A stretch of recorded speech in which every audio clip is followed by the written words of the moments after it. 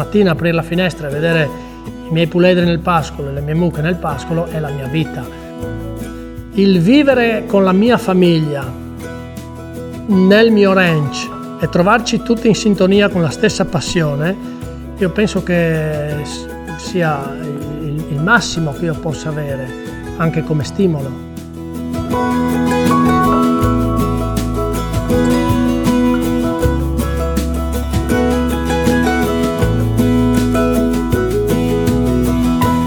L'amore per i cavalli è una cosa innata. La mia età anagrafica coincide proprio con il periodo dell'esploit del cavallo da diporto e sportivo per tutti, perché c'era o un mondo ormai morto, che era il cavallo agricolo, o c'era un mondo d'élite, cavallo da concorso, basta, poi c'erano i cavalli da corsa, fine della faccenda.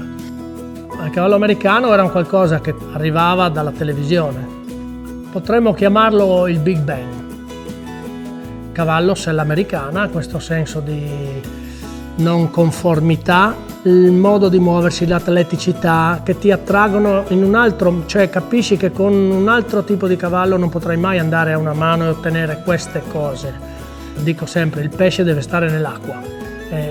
Io ho cercato di crearmi il mio ambiente e il cavallo americano è il mio ambiente.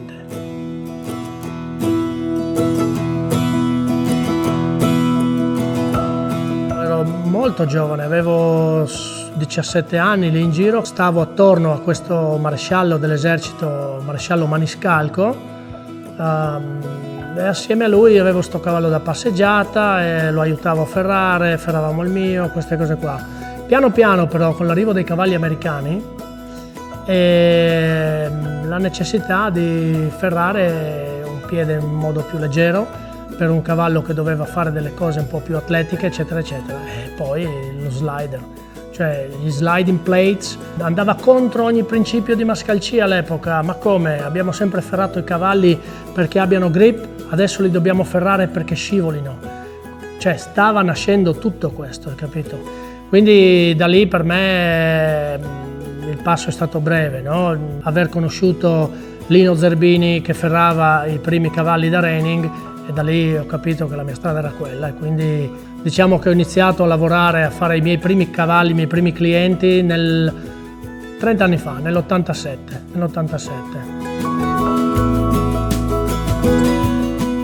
Chiaro che le discipline dell'epoca erano prevalentemente quelle speed events, a tempo, il barrel racing, il pole bending, accessibili, attraggono il pubblico, benissimo. Quindi diciamo il cavallo da reining era una cosa quasi solo a livello dimostrativo, arrivavano i primi personaggi a fare la dimostrazione, eccetera. E mi ricordo che finì una di queste gare di barrel racing e uscii dal campo e questo Ilario Montesel mi si avvicinò e mi disse: perché sprechi il tuo tempo a fare queste cose? Io ho visto che tu hai passione proprio per l'addestrarti il cavallo e fare. Lui aveva appena creato i suoi agganci di importazione dei cavalli, negli Stati Uniti si era creato un suo pied à terre, aveva il contatto con questo Jack Brainerd e quindi da lì la cosa fu molto semplice. Fece un colpo di telefono e mi disse: puoi andare, domani ti aspettano. E io non ci pensai due volte, quindi per me fu il Big Bang, mi ha cambiato la vita, perché comunque conservo tuttora questo filo che non riesco a scollegare da quell'ambiente.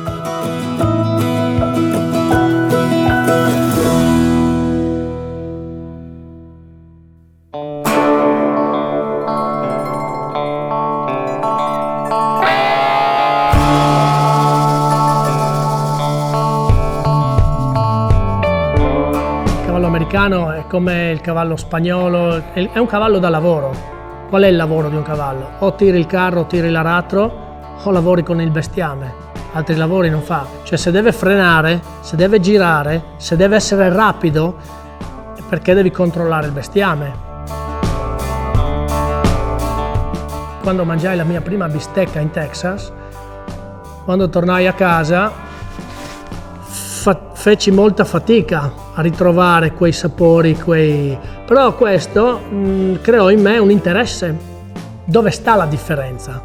Quindi uno è la razza degli animali, soprattutto queste due razze, la Aberdeen Angus, Black Angus e l'Hereford, poi dipende anche dall'alimentazione, che di base deve essere pascolo e foraggio. Qua abbiamo una cultura nostra, giustamente, diversa da una cultura che possono avere i francesi però in linea di massima la nostra parte d'Europa così, come vedi anche in Austria, eccetera, gli animali sono stabulati, oggi già in modo migliore, con i suoi recinti, eccetera, sempre comunque sotto un tetto. Razze a duplice, triplice attitudine, perché una razza nostrana tipo la pezzata rossa era adibita al traino, era adibita a procurare il latte più grasso possibile, perché alla fine la faccenda serviva al burro, però poi lo devi anche bere, eccetera eccetera, e poi ci dovevi fare anche della carne. Invece queste razze, secondo me, che sono prettamente da carne, fanno il latte indispensabile per allevare il proprio vitello in un ciclo di svezzamento, essendo poi pascolatrici per attitudine. Il risultato è che tu hai un prodotto completamente diverso.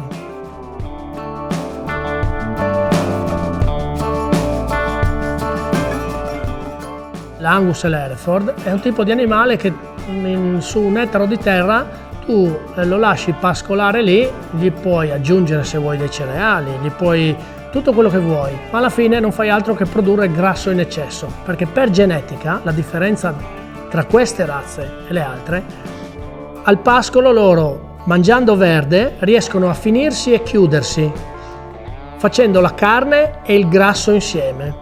Quindi hanno una marezzatura ben evidente rispetto a altre razze, chiamiamole ipertrofiche, cioè con delle masse muscolari molto più sviluppate, che per un mercato come il nostro di importazione abbiamo bisogno di pesi, numeri pesi, però giustamente sappiamo che o prevale la qualità o prevale la quantità.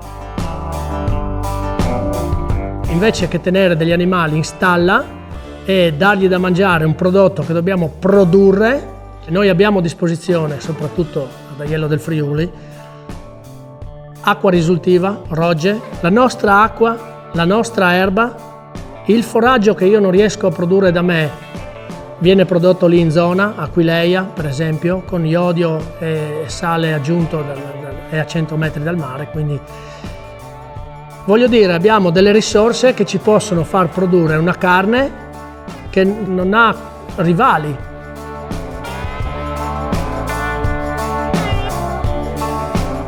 Ho degli amici in Scozia, come ce li ho in Argentina, ho dei contatti e so che il farm shop, ad esempio, quello che noi stiamo facendo si chiama farm shop, è una cosa comune in altri paesi.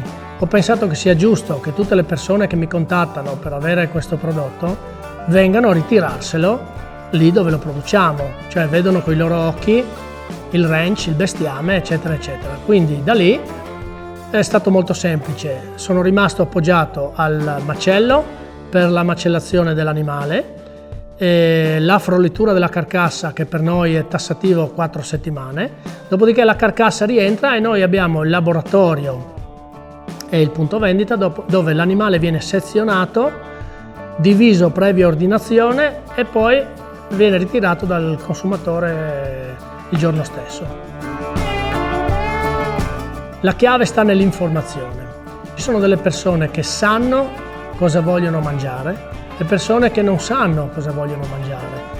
A chi piace questa carne, dal gusto un po' più forse fortino, dal grasso un po' più giallo dovuto al beta-carotene che c'è nel pascolo, eccetera, all'infiltrazione di grasso intramuscolare che ha, questa carne dà dei sapori giustamente diversi comparata con un'altra che viene da un'altra razza, con un'altra struttura molto, molto più muscolosa, che produce quasi nulla di grasso, alimentata in un altro modo.